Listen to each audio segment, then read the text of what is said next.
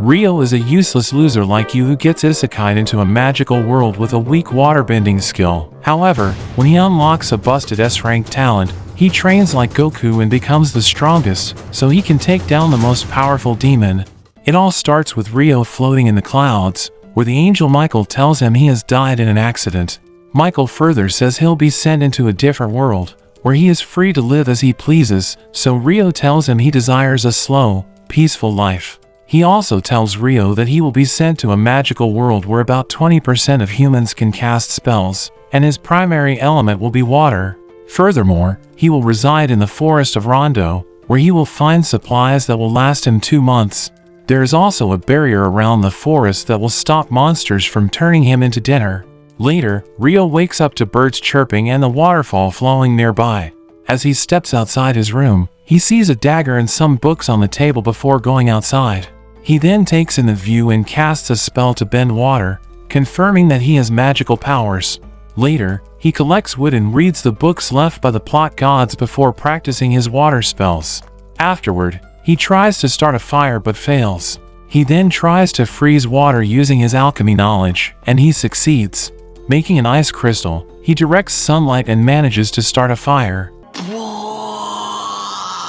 That night, he relaxes in a hot tub, satisfied with today's progress. He realizes he can create hot water using alchemy, the same way he froze it, and being able to cast magic makes him happy. The next day, he realizes he only has food for 2 months and will have to hunt soon. However, he only has a knife, so he decides to put some time into learning offensive magic. He heads outside to practice a basic water ball spell, but then chooses to use a water jet instead. His water jet is very weak, so he recalls Michael telling him that magic gets stronger with imagination. By visualizing his spell, he gets stronger with each cast, and by the evening, his water jet is much stronger. The next day, he practices making ice, and even though it is slow, he succeeds in creating an ice shard. He tries sending it towards the tree, but quickly learns that bending ice is much harder than bending water. Not wanting to give up, Rio continues to practice till sunset, and even though he can create multiple ice shards at once, he is far from using them as a weapon.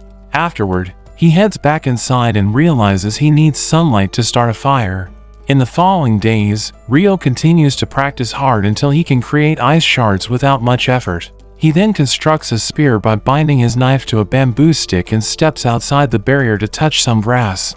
While going through the thick forest, he collects a few smooth rocks from a river so he can start a fire even at night. While he's sharpening his knife, a lesser boar shows up behind him and suddenly starts attacking. Just at the last moment, Rio steps out of the way, but the danger is not averted yet. As the boar attacks again, Rio freezes the ground to make it slippery and then creates many ice shards, pushing the boar to its death. That night, he decides to read about the monsters in this world and learns that it also has dragons that can destroy entire cities on their own. Additionally, it also has a legendary monster called Akuma, and the book says you should pray you never encounter one. The next day, Rio heads into the forest to collect fruits, but is jumped by an assassin hawk that uses air magic to clear the area. Since this one is much stronger compared to the lesser boar, Rio defends himself and injures the hawk in its right eye, causing it to skedaddle. After it leaves, Rio gets lost in the forest and spots a mysterious headless creature called a dullahan. For the next few days, Rio encounters various beings while collecting food for himself, and also improves his water magic significantly. Now confident in his skills, Rio decides to fight the dullahan he encountered by the river, but he is no match for the legendary being. Dullahan proves to be a peaceful creature, so Rio decides to battle him every night to become stronger. Dullahan also gives him a water sword, and Rio accepts it with gratitude. A few days later, he runs into the hawk from earlier, and it seems to have evolved after their previous fight. They engage in another fierce fight, and after an epic battle, Rio manages to end it using the newly acquired water sword.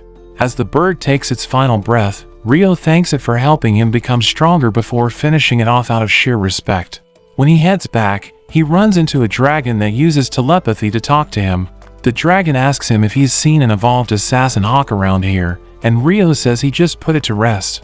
The dragon then notices the weapon he's holding and tells him it belongs to the Fairy King, and he only lends it to those he likes. Rio then asks him several questions about this world until evening comes, and the dragon has to leave. The dragon reveals his name is Lewin before flying away, and Rio is surprised at this encounter. Meanwhile, Michael goes through Rio's profile and learns that he has a hidden trait much like a girl who came here 10,000 years ago. For Rio, that hidden trait is eternal youth. One day, Rio finds a broken ship and a dead body near the shore. He also sees another man crying in pain and decides to rescue him. Once the man regains consciousness, he gears up and steps outside.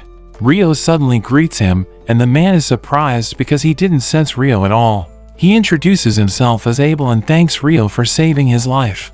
Rio says he was the sole survivor, but Abel tells him not to care about the others because they were all smugglers. As they eat together, Abel asks why he's rocking the homeless outfit, and Rio says it's because he has nothing else to wear. There aren't any towns or markets nearby, so Abel learns he gets his food by hunting. Rio then demonstrates his water magic, and Abel is impressed because he never expected it from Rio. After eating, Rio takes Abel back to the coast, and on the way, Abel asks if he misplaced his cast. Rio says he doesn't own one, leading him to believe that Rio is broke like you guys. Abel then offers to take the front line because there are monsters nearby, and Rio lets him do it.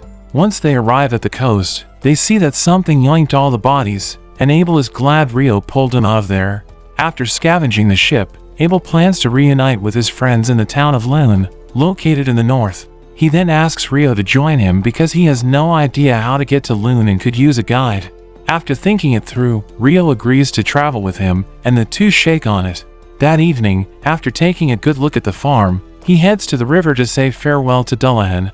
Abel stays behind because he thinks Rio wants to pay respect to someone he lost. Soon enough, Rio meets with Dullahan and announces that he'll be gone for some time, and they should battle one last time. Dullahan accepts the challenge, and the two battle their hearts out until Rio loses. Afterward, Dullahan produces a white robe and hands it to Rio so he doesn't look like a homeless New Yorker. The following day, Rio and Abel leave for their journey and encounter a lesser boar. Abel goes in front and uses a special attack to slay it quickly, much to Rio's surprise. When Rio asks Abel what move he used, Abel tells him it's called a combat art, which is pretty common for swordsmen. After camping for the night, the two go deeper into the forest until they run into some lizard folk in a swamp. Abel decides to take a detour to avoid them, but Rio notices that the lizards are now trailing them. Abel prepares to fight, but even before he can react, Rio uses the icicle lance spell to defeat them with ease. Abel is confused because he's never seen this spell before, and Rio casually says it's a basic water spell. Abel is surprised Rio conjured 4 lances at a time because, from his experience, one caster can only cast a single instance of a spell. Despite that, they push forward, and Abel gives Rio a penny from the Kingdom of Nightly. Rio hasn't seen money before, so Abel tells him about the Handelu Federation and the Debuhi Empire. However, Rio says Debuhi is a terrible name for an empire, and he will yeet himself if he were associated with it. After some time, they arrive in an open field where they are attacked with some rocks. As they prepare for battle, Abel explains that this is a rock golem's nest. The battle starts, and as Abel fights one of them, he realizes his attacks do not affect the golems. Rio decides to clown on Abel and produces a giant cube of ice, crushing 2 golems under it. Abel is surprised at his magic prowess, but this is normal for Rio, and he eliminates the rest of them with ease. With one last golem left, they notice that it is not moving and has a yellow magic stone on its head. Seeing such a big magic stone, Abel realizes that this one is an ancient being who has defeated thousands of opponents over many years. Continuing forward, they spot a behemoth that is in combat with a squad of wyverns. Despite being heavily outnumbered, the behemoth aura farms on all the wyverns, and Rio notices that it used magic negation to stop them. As they set up camp for the night, Abel informs Rio about the dungeons, which excites him. Abel tells him they have their very own dungeon in Loon, and Rio can go through it if he pleases. He also informs Rio about dwarves that are skilled in combat and smithing, and elves who mostly reside in the woods. Rio says it's exactly like he imagined, prompting Abel to wonder what his source of knowledge is. The next day, as they go through the mountains, Rio says they are closing in on human territory, so Abel asks how he knows. Rio doesn't want to tell him he had a Q&A with a dragon, so he shakes it off. As they go forward, they run into a griffin that is so final boss that even Abel is scared of it. Luckily, Rio tosses some raw meat to the creature, causing it to fly away. Going forward, Abel reveals that behemoths and griffins haven't been spotted for centuries, and they are really lucky they lived after seeing them. He adds that the mountains must have kept these creatures from coming to the north, but Rio reminds him that the wyverns actually flew in from the north. Just then, they run into a whole rave of them having a party, and Abel asks Rio not to fight because it usually takes 20 men to take down one. However, Rio says leaving them here would cause them trouble later, and it's better to strike when they are vulnerable. After some consideration, they decide to fight, and Rio defeats them easily. After that, they traverse the mountain until they finally reach the peak. Once they get down, Abel feels accomplished because they collected many magic stones from the monsters. As they look around the area, Rio hopes that they are not in the Debuhi Emir, because he hates the name of that place. Abel then sees a road going west and finally understands where they are. He says that by following this road, they can make it to the town of Kailati. That night, Abel and Rio go into an inn where Abel explains how the Adventurers Guild works and asks Rio to register in one because that way he can go to any nation without paying an entrance fee. Additionally, he can exchange his magic stones with the guild for money or use them in alchemy.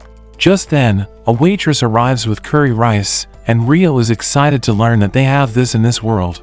The next day, Rio is still yapping about the food, and Abel is glad to hear that he enjoyed it.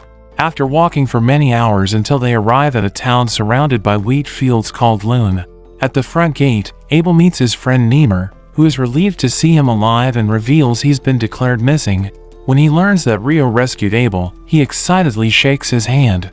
Seeing Abel catch up with his friend makes Rio glad that he was able to bring him home safely. Later, Abel and Rio head to the guild, and Abel says Rio will get a higher rank than usual by his referral. This will allow him to go on better missions that will give him more money. Abel also adds that selling all the magic stones at once will cause a second Wall Street market crash, but that's not their problem. As soon as Abel enters the guild, everyone surrounds him, overjoyed that he is safe and sound. Wanting to give him space, Rio steps out and waits for everyone to meet Abel. Just then, a girl with pointy ears passes by him, and she immediately notices that Rio is wearing the Fairy King's robe. She says that the king must have taken a liking to him before continuing ahead. After she's gone, Abel brings Rio inside the guild and introduces him as his rescuer. Abel then takes him to the receptionist Nina and tells him that he is personally vouching for Rio. Though surprised, she agrees to register him as rank D, but Rio must show proof of power before they continue. Thus, Abel holds a meeting with the guild master, Hugh, who is also happy to see him alive. After the introductions, Abel requests that Hugh rank up Rio's registration on his referral because he is very strong. At first, Hugh doesn't believe him, but when Abel shows him a bag full of wyvern gemstones, Hugh gets worried. He says so many wyverns are enough to collapse a nation, but Abel tells him they are safe because these ones were hunted south of the Malefic Mountains. Hugh says that nobody has ever survived escaping these mountains, so combined with the pile of magic stones, this is solid proof of Rio's strength. Just then, Abel's guildmates Rin, Lehia, and Warren run into the room, and they are relieved to see that Abel is alive. Seeing them together, Hugh decides to give them room to catch up as he helps Rio with registration. Before Rio exits the room, Abel asks him to wait outside because he wants to take him somewhere. Outside, Hugh tells Rio that Abel's guild is the Crimson Sword Group, which is the most popular party in town. He also says that though Abel is chonky, even he cannot fight a wyvern on his own, which means Rio is definitely very strong. Afterward, Nina enters the room and interviews Rio, asking him several questions about his abilities and battle experience. She also informs him about the trial dungeon run on the day after tomorrow, and Rio is eager to take part in it. She then makes him put his hand on a crystal, which creates a badge with his name on it. Afterward, Hugh takes a sigh of relief that Abel is safe and decides to put it in the newspaper to let everyone know. Later, Abel gives Rio his payment for being his escort and suggests they buy him a staff, but Rio believes he's fine without it, and he'd rather use a sword for close combat. Abel tells him to show his sword, and Rio points to the small dagger hanging from his belt. After collecting the money, Rio notes that the date and time format here is the same as on Earth, and judging from the rice curry, someone else from Earth must have come here a long time ago. That night, Everyone throws a party for Abel, and Rio is the special guest for saving his life. They spend the entire night having fun, and Rio is tired the next day. Nina then guides him to the dorm and introduces him to his new roommates, Nils and Ito. After Nina exits the room, Nils immediately expresses that he has a crush on her, but Ito tells him to stop dreaming. Soon after, Nina comes again with another adventurer named Animaan and tells the boys he'll live with them. They tell him he's too young to be, so Animaan says his entire family was yeeted, and now he wants to make money. Later, Abel tells his squad about Rio's ice weird magic spells, but Rin thinks he's lying because no one else can use such spells. Lehia says that these abilities are said to belong only to the renowned Inferno magician, and if Rio chose to side with the Dabuhi Empire, it would end badly for everyone. Abel is sure it won't happen, since Rio despises even hearing that nation's name. The next day, Rio attends the introductory class with Animaan before they head to the dungeon. Animaan is super nervous, and Rio tells him to relax because even a loser like him can handle it. After the lecture, Rio wonders if there's a way to teleport directly to a dungeon lair that's been completed. The professor explains that Loon doesn't have such dungeons, and these are only found in the south. After that, the students assemble outside the dungeon located at the city's center, where the professor explains that every few years, the monsters multiply and rise to the surface. Animaan is worried something might go wrong, but the professor tells him it will be okay because the monsters won't multiply so soon. Stepping inside, Animaan is still struggling, so Rio tries to boost his morale. When they reach the first layer, the professor explains that there are no monsters here, so they can explore freely. As Rio and Animaan go together, Rio senses a monster nearby and tells Animaan to attack it while he restrains it. Soon after, a soldier ant shows up, and since it's a weaker enemy, Rio asks Animaan to hit its head. Rio then uses icicle lance to pin it down. Animaan hits the finishing blow, and they grab the magic stone. That night, Nils and Ito celebrate as Rio and Animaan completed their first dungeon run. While they're talking, Ito asks what they will do tomorrow, and Animaan says he wants to revisit the dungeon but doesn't want to go alone. Rio decides to join him and suggests they go down to level 3. Animaan agrees, but Rio finds it strange that a soldier ant was on the first level. The boys add that ants have been showing up on the first 2 layers for 2 months, making them wonder what's happening in the lower layers. Just then, Abel shows up and says that the ants can dig tunnels, so they show up on the upper levels often. As Rio says hi, seeing someone as popular as Abel shocks the others, especially Nils, who starts fangirling over him. The rest of Abel's squad shows up as well, and when Abel says he wants to stay here, Warren literally carries him out. Amidst all this, Rin leans in to stare at Rio before exiting with the rest of her guild. Outside, Lehia tells Rin that staring is rude, but she says she's just very curious about Rio. The following day, Rio and Animaan go to the dungeon and fight a squad of wild dogs. Seeing Animaan fight, Rio asks who taught this style, and he says it was his master Kiro, who taught him the Hume style. Rio is confident that once Animaan gets more experience, he will become a menace to society similar to Abel. Animaan says he first thought Rio was a magician, but he's just as good at swordplay, which surprises him. Animaan wants to go further down, but Rio sees that he's a bit tired and tells him Rome wasn't built in a day. Before leaving, Rio tells him that Abel practiced every morning when they were traveling together, so he should also do that.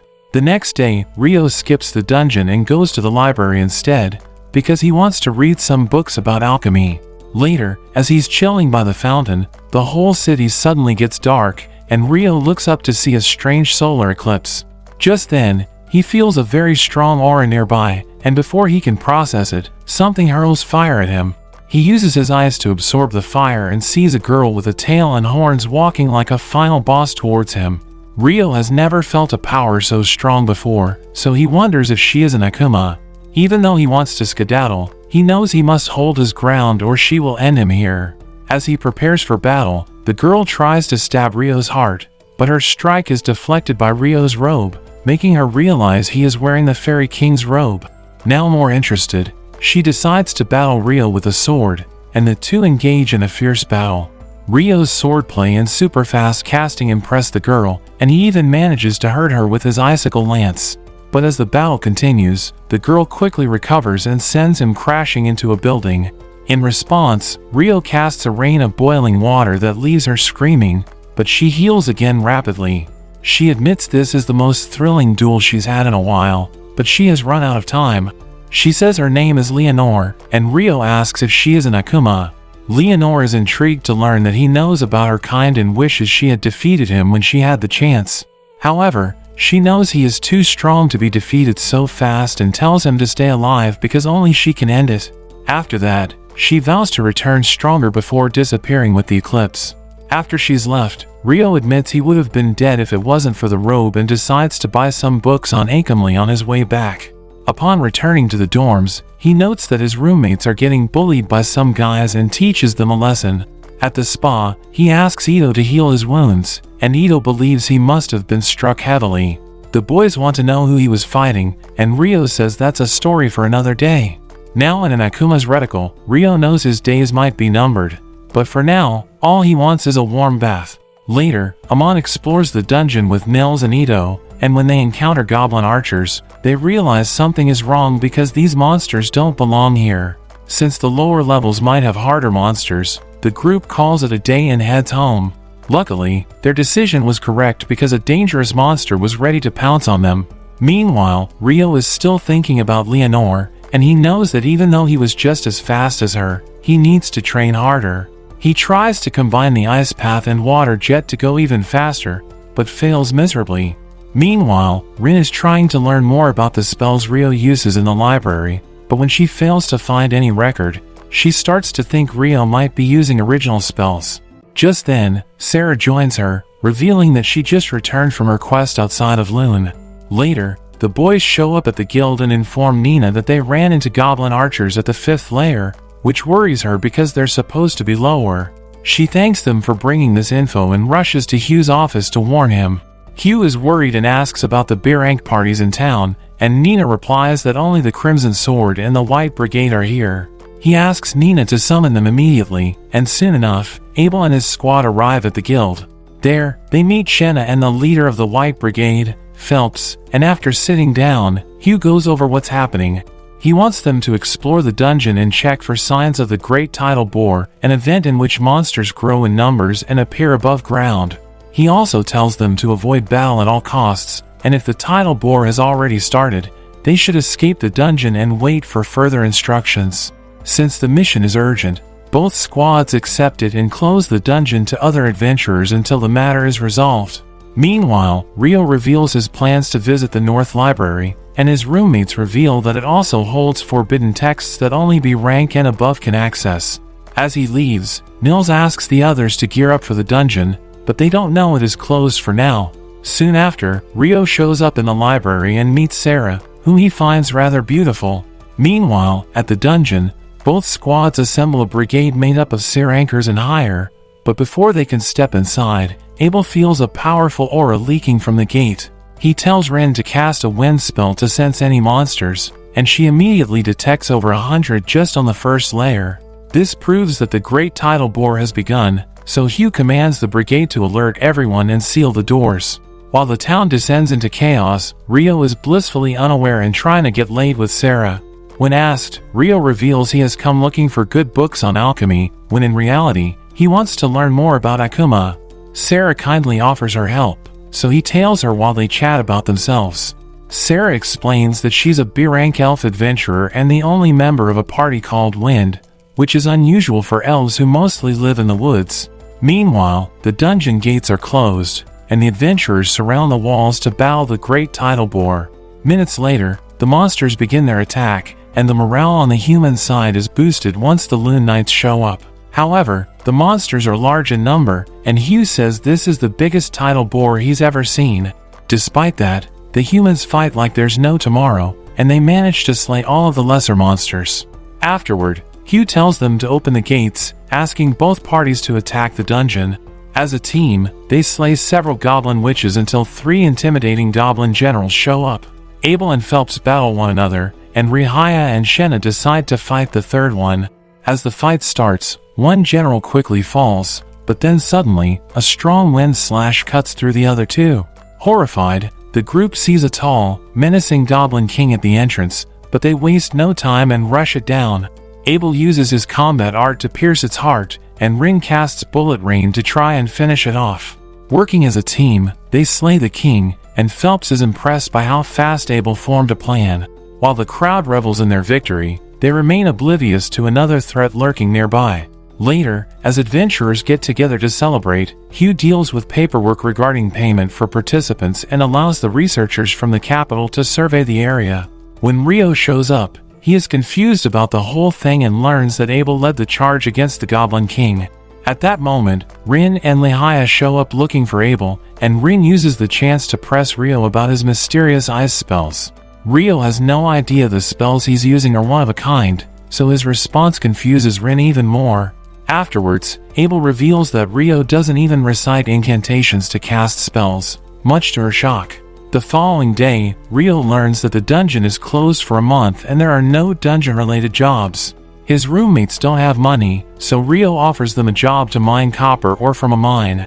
He gives them a generous pay, and they happily agree to the offer. As he returns to his room, he peeks out the window and sees some knights harassing a girl. A guy named Dan tries to stop them, but the knights bully him until Rio makes one of them slip. Right then, Phelps shows up and scolds the knights, disgracing them for their actions. They think he is a nobody at first, but when he mentions his ties to the Heinlein house, they immediately skedaddle like cowards. While Dan takes the girl back to her family, Phelps notices Rio at the window and thanks him for the assist. He reveals Abel told him that Rio could have made the whole tidal bore easier, so Phelps wants to test his powers someday. Just then, Shenna tells him to come with her, and Phelps leaves after thanking him again. That night, Abel walks into the diner, and Rio teases him, saying he must be alone because he's out hunting for some cookies. Abel gets shy and tells him to keep his voice low, which makes Rio think he's found a soulmate. After that, Abel seeks Rio's assistance and leads him into the pleasure district, telling him that an investigator he knows from long ago requested his help with some problematic knights. Suddenly, Rio sees some shady-looking people and decides to trail them. Those guys lead them into a closed space where they are ambushed, but Rio handles it like a pro.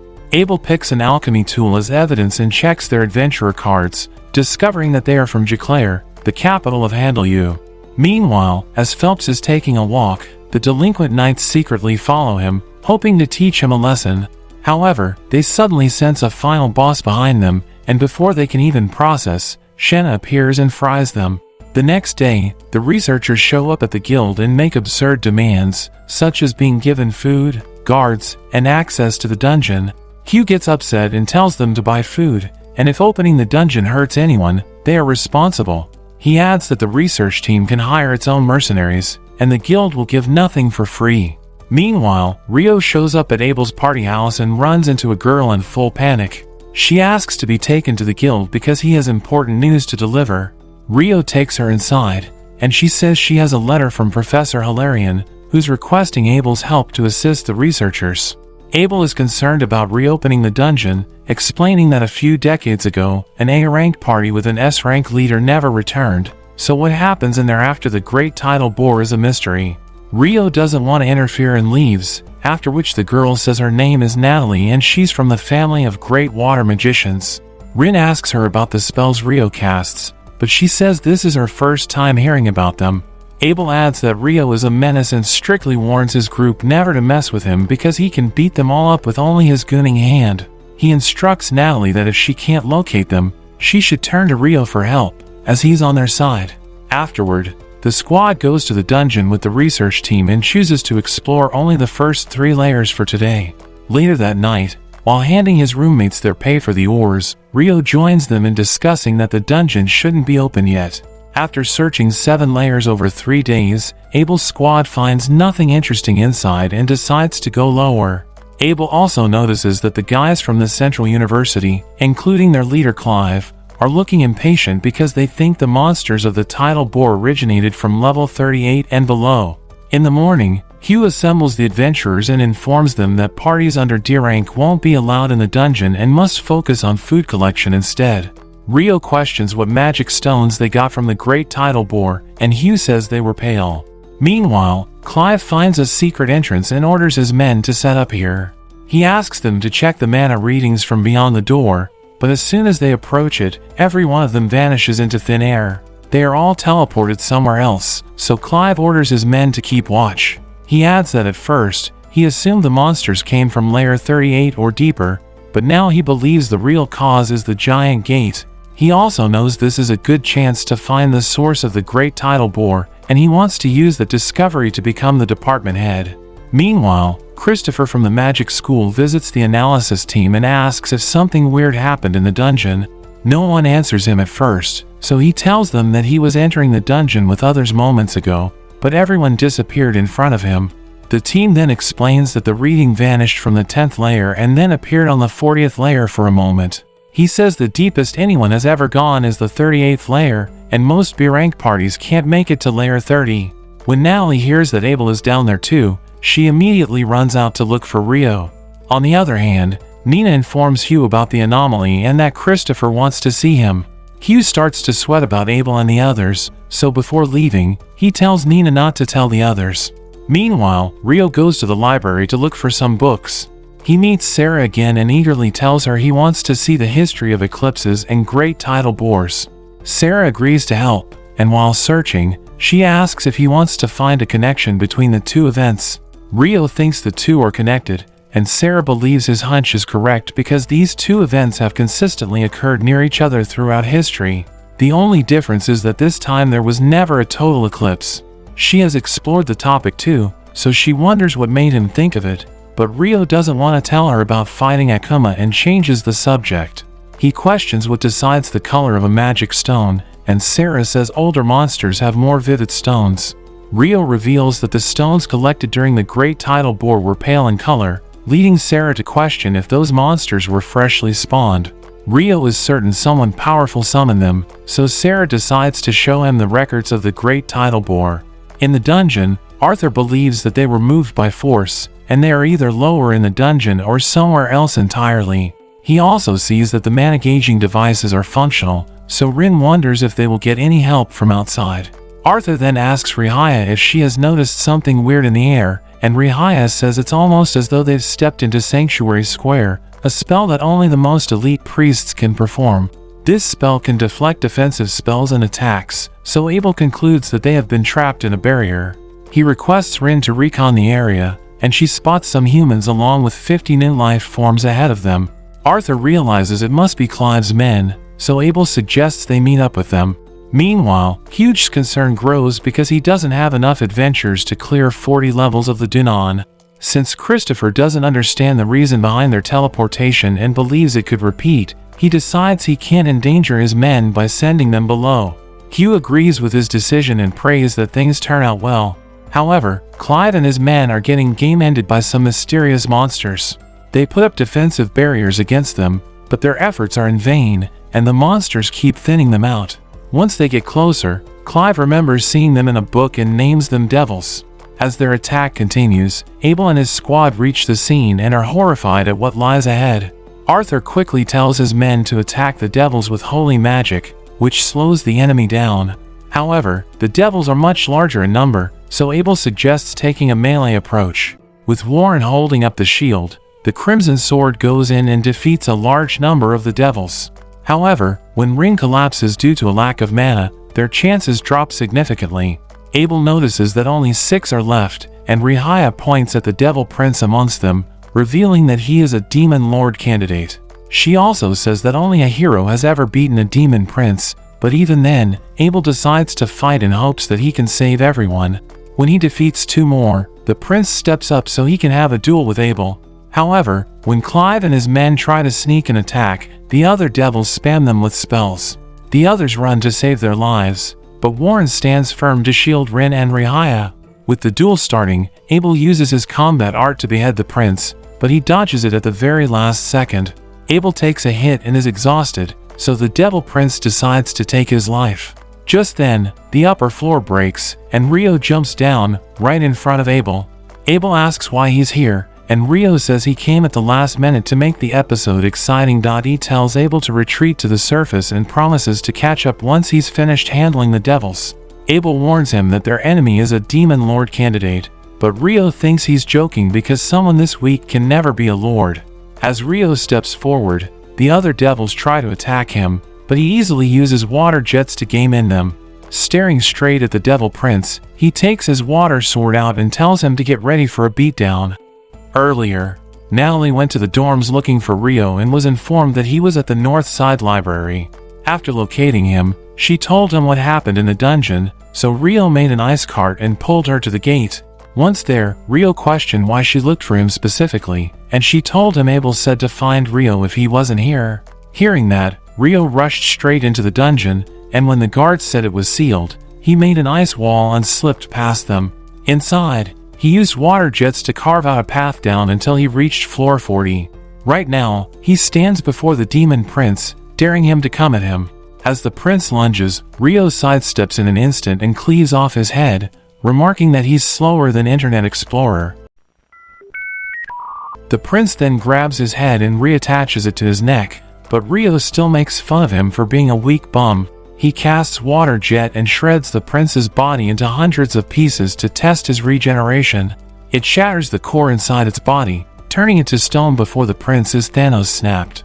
Abel is surprised and thanks him for saving them, but Rio jokes that he'd prefer his gratitude served as dinner.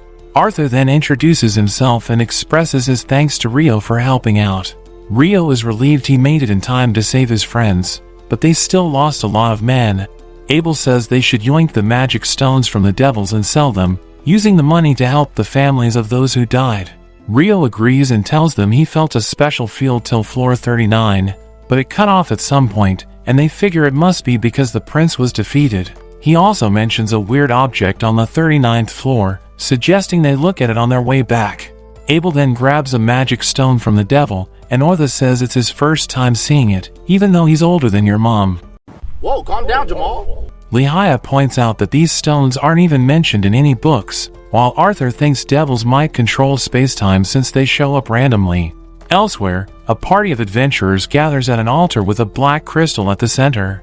Just then, Leonore shows up, and they think she's the demon lord who guards this place. Among them is the hero named Roman, and when he challenges her to a fight, Leonore gets excited. However, Roman is trounced, and instead of wiping them all out, she simply grabs the black crystal from the altar. She then says she is not a demon lord because he's not as strong as her. Additionally, she says some humans are even stronger than her, notably Rio, whom she fought recently. She tells Roman he needs to be at least the strongest human before he can call himself a hero. Me personally, I wouldn't take this level of disrespect. And Roman can't believe someone is stronger than him. As she exits, Leonore says Rio is 10,000 times stronger than him, leaving the man completely stunned. Meanwhile, Arthur and the boys find the adventurers of Loon, who were hired by Clive to sweep the area. Rio then takes Arthur to the strange anomaly he found, and since Arthur is as confused as him, he decides to take it above. On the way, Abel thanks Rio again, but he asks him to feed him curry for a week instead. Once out, Hugh rebukes Rio for going into the dungeon without permission, but Arthur says he saved their lives. He then asks Hugh to come to the tent for a debrief, and Hugh tells Rio he'll get him later before leaving. Inside, he learns about what happened and is shocked that Rio managed to slay everyone easily. They don't even know where Rio came from, but due to his strength, they agree to stay on his good side. Arthur doesn't want the aristocrats to get into Rio's head, so he opts to erase all records of the mission. Hugh also agrees to leave Rio's name out, not wanting him to end up as Loon's enemy. Days later, Rio visits a restaurant for lunch and where he meets Sarah. After they both order spicy curry, Sarah and the two start talking about Rio's living conditions. Outside, Rio questions why she never comes to the guild, and Sarah says it's because she was recently working outside the royal capital. She is also a swords instructor for Loon's Knights and tells him that she is way stronger than she looks. She then asks him if he wants to have a sparring match with her, and Rio happily agrees. Inside the arena, Sarah charges at lightning speeds. Rio just manages to dodge, and she is excited because none of the knights have survived her charge. Acknowledging him as a worthy opponent, she goes all out, moving so fast this time that even Rio can't keep up.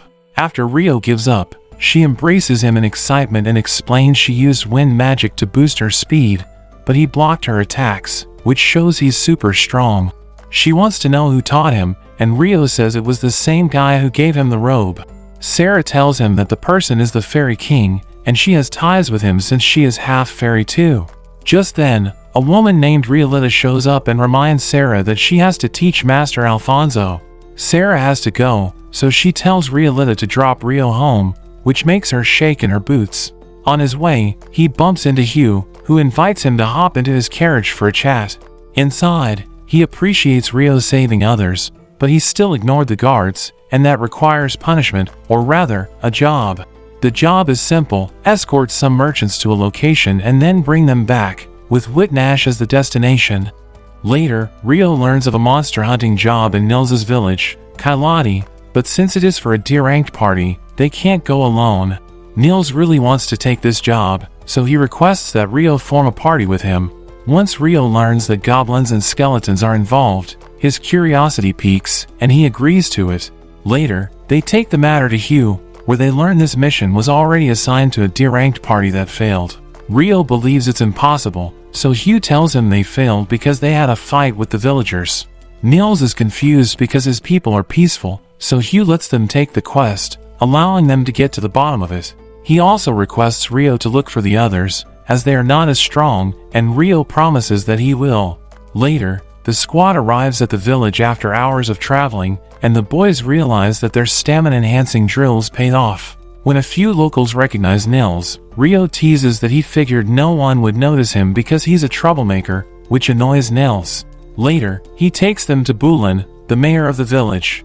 While they eat, Nils wonders why the villagers are giving adventurers such a hard time, and Bulin explains that it all started when some adventurers spilled blood in the eastern forest, a place their ancestors had forbidden anyone to disturb. Hearing this, Nils suddenly becomes stern and leaves to seek the approval from the council before he says anything to his friends. That night, the squad has dinner at Nils's place, and his younger brother Niloy reveals that Nils has always wanted to be an adventurer. However, when their parents died, he put it on hold to take care of his family. Niloy adds that the last party got into trouble because they ignored the villagers' warning about the eastern forest, but assures them that as long as they respect the rules, they won't face any problems. Just then, Nils enters and discloses that he got the green light from the village elder. He also received permission to share the village's secrets with them, though he warns they must keep them to themselves. He tells them about their sacred guardian beast that lives in the woods, which thrills Rio because he thinks he can fight it. The second matter is a shrine, but the elder wished to explain it to them herself at a later time. The next day, Bulin and the boys show up outside the forest, and he says he first spotted the goblins here. During the investigation, Rio senses over 10 goblins coming their way and warns the other. Nils plans to take out all but leave one alive, so they can tail it to its cave. When the goblins arrive, Rio freezes them while Nils and Animaan take them out. The last one rushes back to his cave, so they pursue and overcome every goblin outside. Soon after, a goblin general similar to the one at the tidal bore shows up, and Rio makes ice chains to pin it to the ground. Nils lands the finishing blow, and they celebrate after claiming its magic stone. When they return to the village, Bulin introduces them to the advisor, Nasu, who immediately starts scolding Nils and Bulin. As she takes them to the shrine, Ito sees the crest of Earth Mother Goddess on her staff. He says the Earth Mother Goddess was among the 7 pantheon, but the people now only worship the Light Goddess, while the other 6 gods fell into obscurity. Nasu remains a devoted follower of the Earth Mother and still worships her. She explains that, unlike the followers of Light, who rely on incantations to heal, Earth Mother's believers can cast spells without them. Later, they stop outside the shrine where Nasu summons the Guardian, a peaceful Fenrir, which ruins Rio's plans of a battle. The Guardian introduces himself as Nkuzan to Rio, which surprises Nasu because this has never happened before. When Nkuzan mentions he's connected to fairies, Rio figures he must have some hidden trait that makes him irresistible to them. Nkuzan thanks Nasu for sending him such a remarkable guest, leaving everyone puzzled about why he's taken a liking to Rio. Nkuzan explains that almost 30 skeletons guard the shrine, and he sealed a big one inside the door. Because that one is incredibly strong, he asks Rio to end the others before fighting the final guy. Inside, Ito uses his holy magic to delete the smaller skeletons before they turn their attention to the largest one, an arch skeleton. As it comes out, Rio makes a slippery ice floor, causing it to fall over and over again.